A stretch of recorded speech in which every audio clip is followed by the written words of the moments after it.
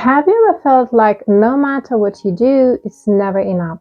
Maybe you work hard, achieve things, help others, and do your best, but deep down there is still a voice inside that says, I'm not good enough, not successful enough, not attractive enough, not confident enough, not smart enough.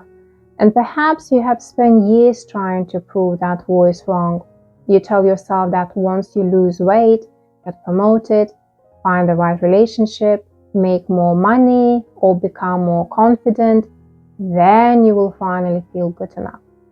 But somehow, even when you achieve things, that feeling doesn't completely go away. If that sounds familiar, you are not alone. In fact, feeling not good enough is one of the most common struggles I see in my work as a therapist. And my name is Renata Karlinskaite. I'm a psychotherapist and hypnotherapist, and I help people to build healthy self-esteem, grow true confidence, and live with resilience. And if you are tired of constantly criticizing yourself internally, I have created a free self-esteem and confidence affirmations audio to support you in building a healthier inner dialogue. The link is in the description.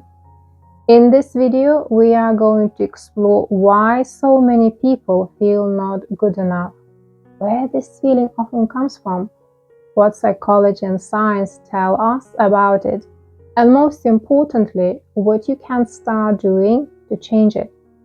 So let's begin. One of the first things that's important to understand is that your brain was never designed to make you feel confident all the time. It was designed to help you survive. Psychologists and neuroscientists often talk about something called the negativity bias. Simply put, our brains naturally pay more attention to problems, mistakes, threats, and potential dangers that they do to positive experiences. Thousands of years ago, this helped our ancestors stay alive.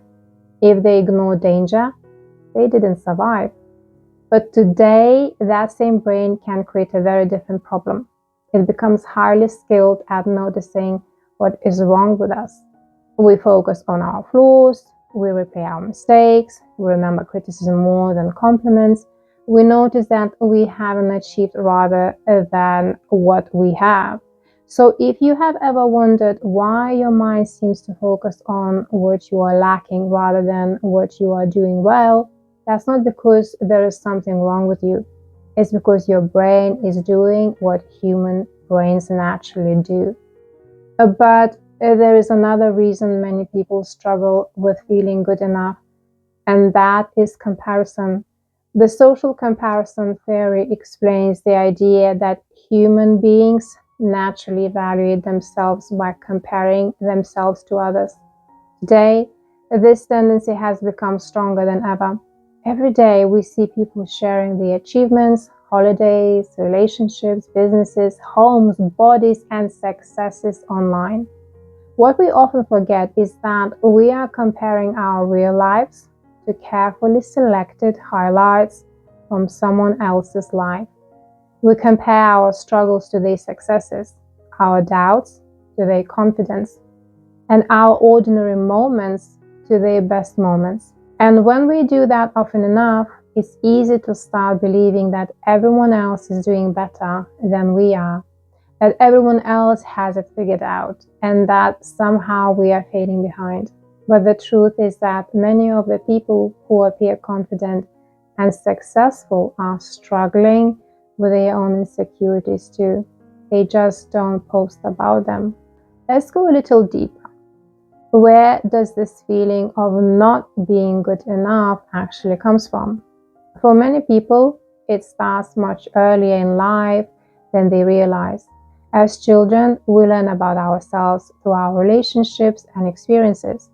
The messages we receive from parents, teachers, siblings, friends, and peers help shape how we see ourselves.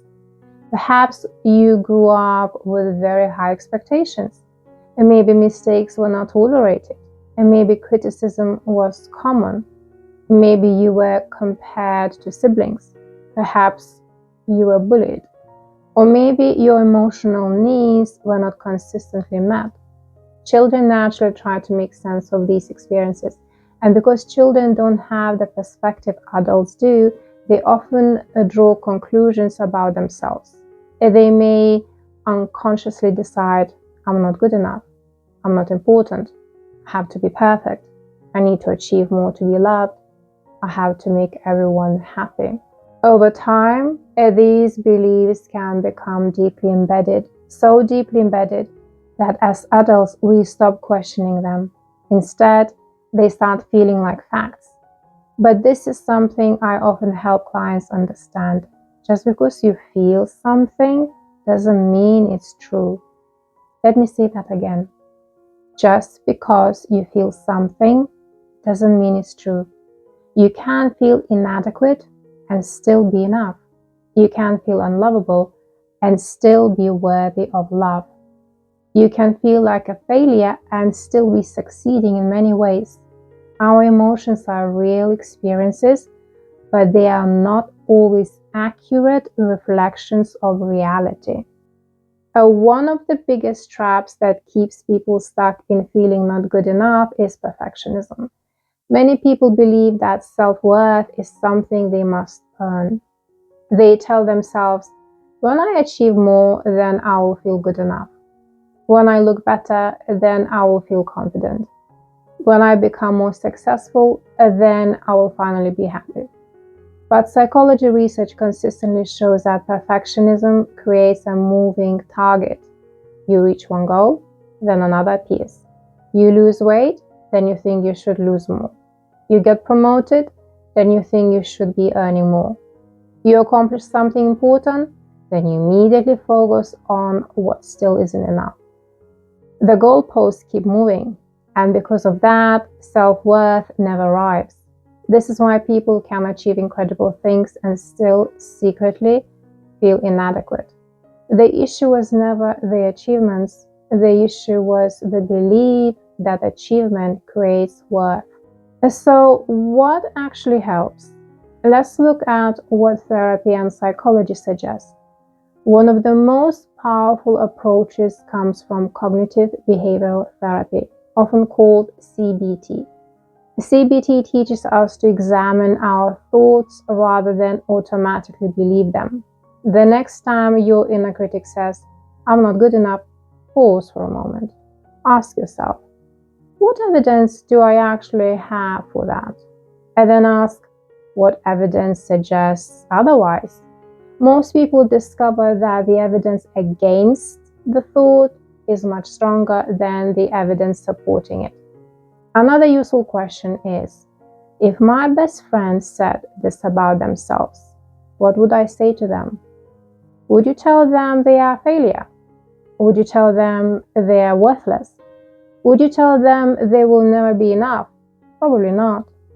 You would likely respond with understanding, kindness, and perspective.